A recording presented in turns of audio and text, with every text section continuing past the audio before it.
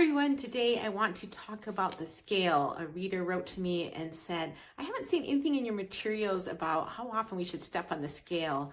Can you address that? So that's what I am doing today. And so when we talk about how often we can get on the scale, there's a few questions to ask. Okay, the first question is, where are you on your journey? And so if we're at the beginning of a weight loss program, and especially if we have lots and lots of weight to lose and we're following our program, we're going to lose weight fast. So when we step on that scale, it's going to be encouraging because we're going to be losing a lot of weight. But towards the end of our program, so when you're down almost to your weight loss goal, you're not going to be losing as much weight. And you might still expect to lose as much weight as you lost weight at the beginning. So that could be a little bit more discouraging. You might not want to step on the scale as often. Okay, another time it's hard to step on the scale is when you're not following your boundaries, because when you're not following your boundaries, you might still expect to lose weight, especially because I don't know, for me, back when I was trying to lose weight, I felt like I was suffering so much that I expected to lose a lot of weight. And I would step on the scale several times a week. And you know, I'm only 5'2", I only had 25 pounds to lose. I wasn't going to lose that much. So most of the time when I stepped on the scale, I was going to be disappointed. Okay, the third stage of your weight loss journey I can think of is when you're on maintenance. And so I've been on maintenance for I think 15 years now. And so for me, I step on the scale maybe a couple times a week, 2 or 3 times a week. Not any specific days, just, you know, when I think about it. And I feel like I need to do that to maintain my weight. It was interesting because this year, my husband's doing travel physical therapy. So we weren't living in our home in Montana. So we moved down to Santa Fe, and it didn't even cross my mind to bring a scale along. And so I didn't have a scale for 3 months in Santa Fe, for the 3 weeks camping to get to Maine, our next rotation. So I probably went 5 months without weighing myself. And finally, I thought, I wonder if I'm gaining weight. So we actually went and bought a scale because here's the thing. If you're on maintenance, it's way easier to lose 2 or 3 pounds than it is to lose 10 or 15 pounds. And so maintenance, I feel like it's still helpful to weigh yourself a couple times a week. And that will help you to, you know, be able to lose that weight before it picks up, you know, especially if you're using boundaries like me. I use 3 meals and 1 snack a day boundaries. So I could gain weight on that because I don't count calories or anything like that. So that'd be possible to gain weight in those boundaries. Okay, the next question to ask is, what does the scale do for you? Okay, and that's going to be different depending on what kind of person you are. So are you a person who gets obsessed by weighing, or are you a person who uses the scale as an accountability tool? So if you're obsessed by the scale, if you're stepping on 5 or 6 times a day, and I think I actually did that at different stages of my journey, that's not helpful. So I would ask somebody to hide that scale or get rid of it, because that's just going to discourage you. Or if you're a person who steps on the scale and you're 1 pound over and you think, oh no, this is terrible. Again, probably better not to step on the scale. I like to think of my weight as a weight range. Since I'm only 5'2", I kind of think of it as a 3-pound weight range. But if you're taller, you might say a 5-pound weight range. And I don't really get worried about my weight unless I'm like 2 or 3 pounds over the top number in my weight range for a long time, like 3 weeks or so. But so that way there's no obsessive. I don't think, oh, I gained a pound. I don't even worry about that. It's in my weight range. And also, of course, if you weigh at the beginning of the day before you drink anything, because you're going to weigh, if you weigh at different times, all that food and water is going to make a difference. But the scale can be an accountability tool.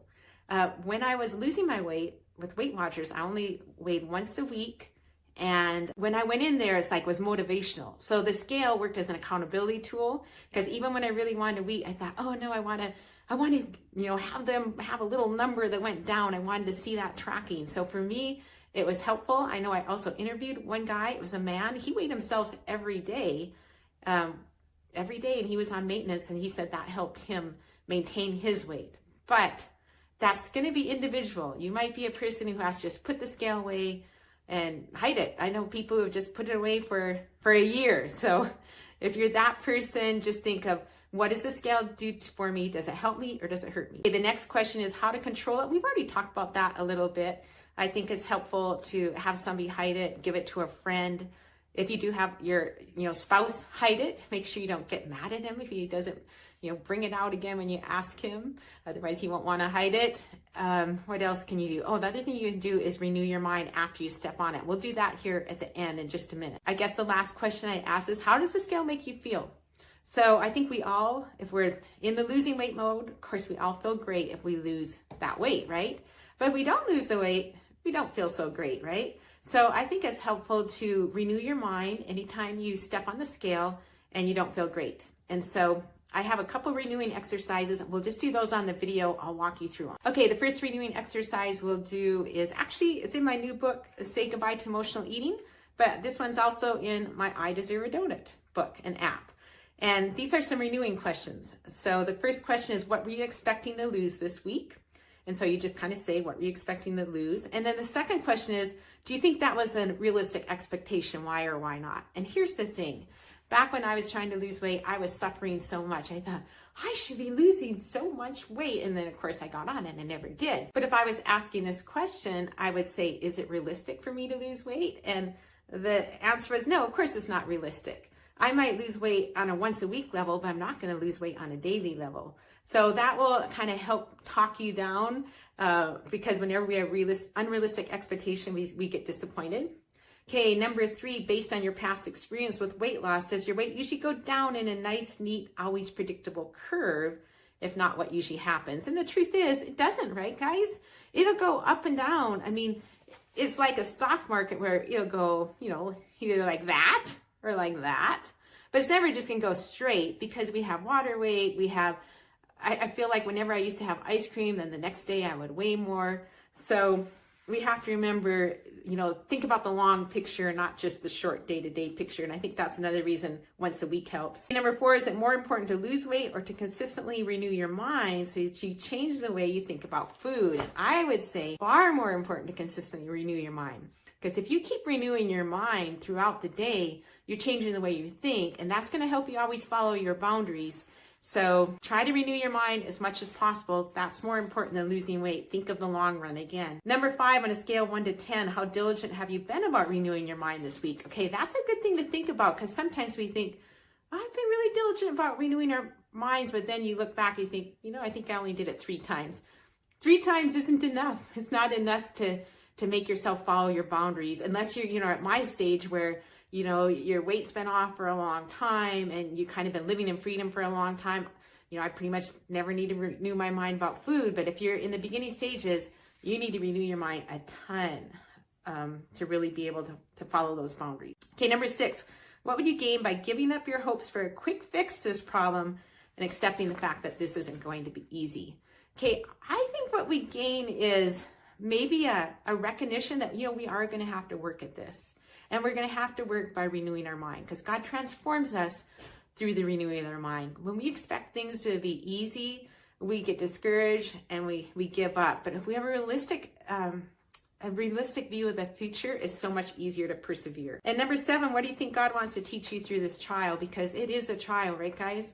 I think he wants to teach us to, keep going back to the truth. He wants to teach us to get a biblical perspective of both food and about weight. And we're going to have to keep renewing our minds to do that. I think he wants us to learn self-control, not just so that we can be healthy, but I think he wants us to live an abundant life. And when we're always craving food and we're always kind of feeling depressed and discouraged and thinking about it all the time, that's not an abundant life. So he wants us to break free from feeling like we have to be skinny, and renewing can help us with that. And also break free from feeling like we need food to have a happy, exciting life, and renewing can help with that. Okay, is there anything you need to accept?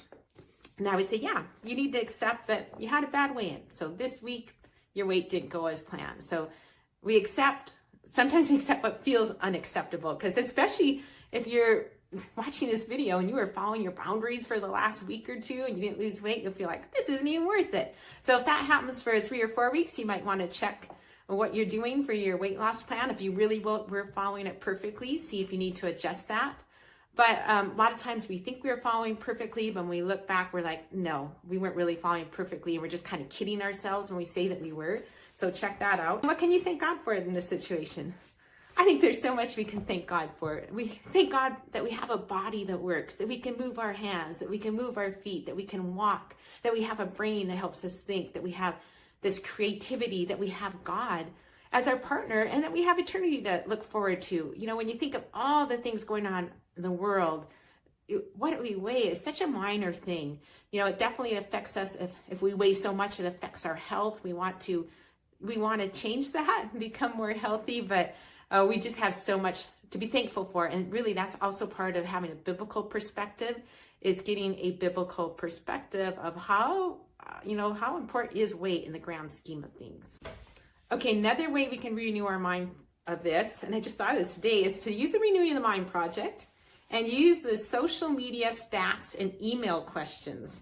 And let's go through those, because these would actually work for the scale too. So I'm just going to kind of just tweak them as I go. Number one, why do you want to know how much you weigh? Okay, why do we want to know? Maybe because we want to say, is all this suffering worth the effort? And a lot of times, if we're going to go in and weigh ourselves, because we want to know if all this suffering following our boundaries is worth the effort, if we get on the scale and it's only like, we haven't lost weight or we gained a pound, we're going to say, no, it's not worth the effort. We're going to break our boundaries, and that's going to hurt us, right? Or maybe we want to step on the scale to know how valuable we are, to know if we think people are going to reject us. Will the scale tell us that? No. You know what will tell us that? The type of person we're in a relationship will tell us that. If they're the type of person that will reject you because of your weight, and your weight's high, you're going to be rejected. But how many people are like that? Hardly anybody's like that. And for anybody in your life that is like that, do you really want to cater to that? I don't think so, right, guys? Because that just objectifies women, and maybe men feel that too. I don't really know. But we don't want to cater to that. Okay, the second question is, will a high number really tell you, will a low number really tell you what you want to know? And I think we kind of already went through that with the first question. How will you feel if the number isn't as low as you want it to be? We're going to feel depressed, right? We're going to feel depressed, hopeless, like we'll never get over it, that this isn't working. That's not helpful, right, guys? What are the chances the numbers will be as low as you want them to be? Well, if you weigh 4 times in one day, the chances are pretty darn slim, right? If you weigh once a week and you have realistic expectations for how much you can weigh, and you've really been following your boundaries, then it might be realistic. So this also can help you decide how often to weigh. Okay, how does your frequent weighing affect the following? Your personal well-being. Well, usually it makes us depressed. It makes us unhappy. It makes us obsess over weight. It makes us feel like we have to be skinny to be acceptable. It makes us feel like skinny is the goal, when really, skinny is kind of a goal for us. Let's be honest. But the more important goal, I would say, is breaking free from the control of food and letting go of emotional eating, turning to God for refuge, developing that habit. Okay, how is your frequent checking affecting your productivity? Of course, this is for social media stats and emails, but actually it could affect our productivity throughout the day, because if that's all we're thinking about is weighing ourselves and being skinny, it could affect the other things we do. How is it affecting our relationship with God? It's turning to our weight for strength rather than God. That hurts our relationship with God. He wants us to hold weight with open hands. And how does it affect our project or goal? So how does it affect our goal to lose weight? It hurts it, right? Unless it's in a good situation, like say back in the old days for me, once a week with Weight Watchers, it's going to hurt it. If we're weighing too often, more than is good for us, it's just going to make us feel defeated. That's going to make us want to give up on our boundaries. Okay, number 6, do you think God wants you to have boundaries in this area of your life? Why or why not? And I think God does want us to have boundaries with the scale, because God wants us to experience the abundant life, and He wants us to experience the self-controlled life. He wants us to hold weight with open hands. So I think God wants us to have whatever boundaries will help with those goals. So that's going to be different based on who you are as a person, what stage you're at, and I think we already talked about that. What will you gain if you follow your boundaries in this area of your life? And by boundaries, I would just say boundaries would be, how often are you going to weigh? And what would you gain if you followed your boundaries? You'd be more peaceful, more joyful, more content. And you might feel like everything in you wants to weigh, especially at the beginning, especially if you're kind of valuing your worth based on your weight. So, but it's just like, say, going off sugar. in the beginning there will be a craving, and at least I assume, I've never been that addicted to the scale, but I would assume it'll be a craving in the beginning. They'll go away later, and if you're craving it that much, it'd definitely be good to get it out of the house so you're not always thinking about it. And when you think of all you'll gain by not weighing all the time, is it worth the sacrifice? I would say, yeah, it's worth the sacrifice. So anyway, that was from Renewing the Mind Project. That first set of questions was from the I Deserve a Donut app. And I also have a few of those I Deserve a Donut questions in the Say Goodbye to Emotional Eating. So anyway, I hope that's helpful. Wow, that was a long video, so I guess we really covered the topic. And love to have you put in the comments what your thoughts are, what your biggest takeaway, if you have any other suggestions for others who might read the comments later. Talk to you later.